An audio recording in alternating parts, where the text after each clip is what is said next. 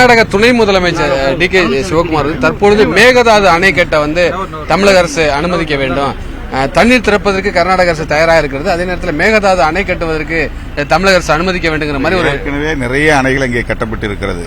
ஆரங்கி அணை இருக்கிறது, கிருஷ்ணா ராஜசாகர் அணை இருக்கிறது, ஹேமாவதி அணை இருக்கிறது, கபினி அணை இருக்கிறது.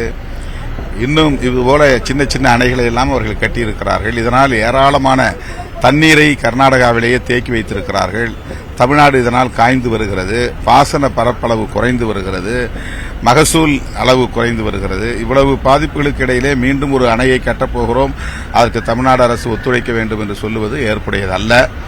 முதலில் உச்சநீதிமன்றம் அளித்த தீர்ப்பின்படி அவர்கள் ஆற்ற வேண்டிய சட்டப்பூர்வமான கடமையை ஆற்ற முன்வர வேண்டும் என்று வலியுறுத்துகிறோம்.